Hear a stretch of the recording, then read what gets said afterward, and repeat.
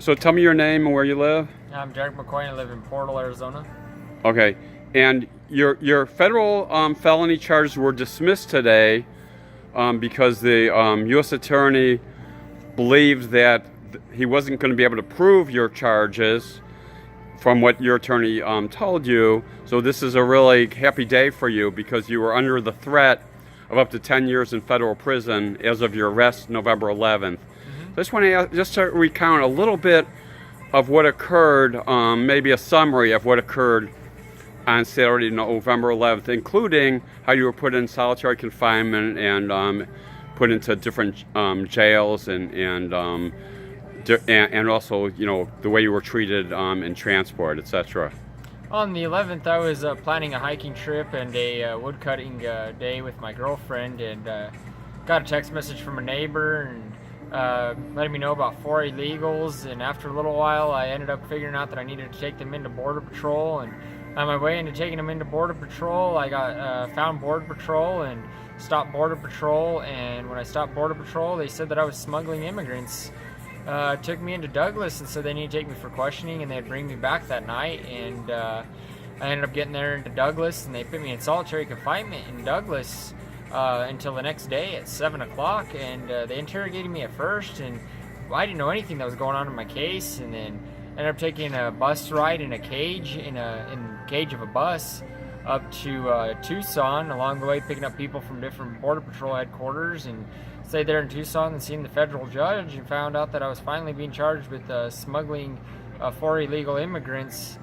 And then ended up going up to Florence, Arizona, and stayed in the Florence jail for a night. And then ended up coming back over here to Tucson the next morning for court. And then Connie had to put up a bond for me, and charity bond for me to get out that next day. And I was out on pre-trial services for almost a month now. And then came to court today and finally found out that all charges have been dropped due to the illegal immigrants giving a sworn testimony to my lawyer that contradicts exactly what Border Patrol had to say in their reports. So, did you ever come to an understanding of the discrepancy between your story, in which you said you were basically just trying to remove the illegal aliens from your neighbor's property to protect the property and protect the people living in the area, and you only had them for a very short time, but then Border Patrol, their statements were that you were concealing the fact you had these illegal immigrants in your vehicle, and also that you were conspiring with illegal immigrants to get money from them.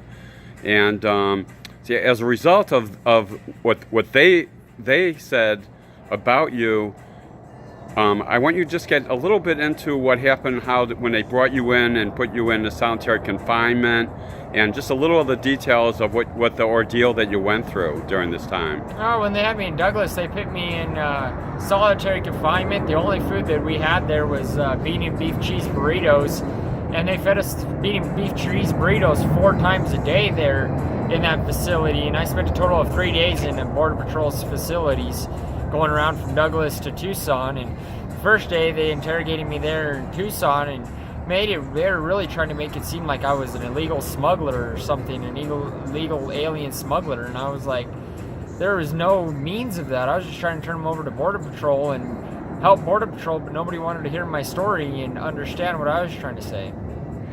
So when you were in solitary confinement, did you know you were in there like 1.5 days in solitary confinement in Douglas shortly after the interview you? Did you know why they were keeping you in solitary confinement? No, I did not. And I tried to ask why I couldn't go to general population or be out of there, because there's no windows, there's no clock. There was just a toilet and a sink and a door that opened every 4 hours for food. And then, so after you were in solitary confinement from the Saturday morning, November 11th, to about 7 p.m. the following day, then they tell me what happened next. They took me from there, and they didn't tell me where I was going, but I finally figured out that I was coming to Tucson and went to another Border Patrol headquarters here in Tucson.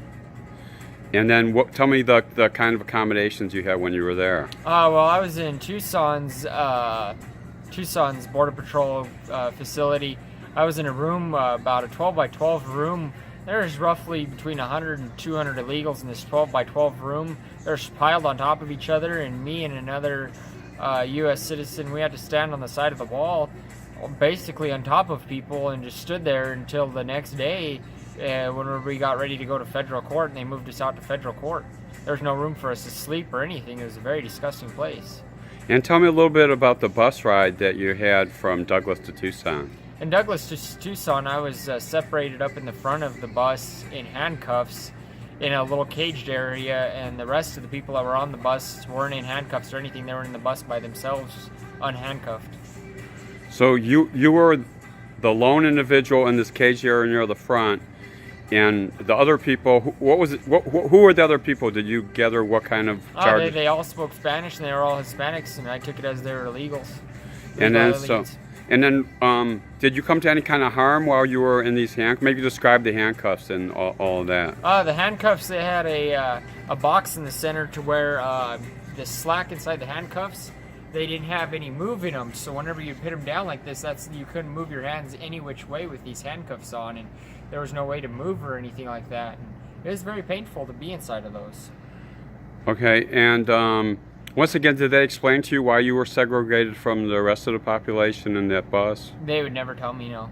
Okay. They didn't have the people that were driving the bus and stuff like that. They were like mall cops, basically. They're like paid people, like transport people. They weren't really border patrol. They didn't have border patrol uniforms or anything else. They didn't know anything about my case. So you're like a correctional facility type of people moving. Yeah. Moving correctional guards.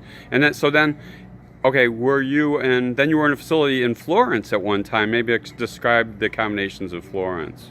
Florence, I went to Florence there, and while I was in Florence, it was, they say the racist stuff has really stopped in the United States, and there's no racist things going on anymore, but in there, it was very racist things. It was separated from Hispanics to whites to blacks. The U.S. citizens and stuff, they had 3 separate tables, and the rest of the Hispanics, they had 12 tables to themselves, and if the Hispanics would come over to our table, we were supposed to get them out of our table and put them back on their table, and if we were to go over to their table, they were supposed to put us back on our tables. So was there kind of a tension when you were in that, and it was a there was a tension between U.S. citizens and non-U.S. citizens in there. Okay. So once again, today is your day, basically a celebration that the charges were dismissed, and you're going to tell me what you're going to do next as far as your property and everything else today. I'm hopefully going to get all my property back. The judge warranted for my pistol and my phone and my ID and all my belongings to come back to me that Border Patrol's been holding from me for evidence. And I'm going to look into a civil action lawsuit for this. Okay, and what else do you plan to do today? We plan on doing that, and then we just plan on doing a couple more things here in Tucson, and then going to the radio station at 4 and speaking at the radio station at 4. And that's James T. Harris radio show, is that correct? Yes. Okay. Anything else you want to say about what's going on today, or since you were arrested? I just hope that all this will come to light, and that Border Patrol needs to change their standing there in our community and become better in the community and help us out.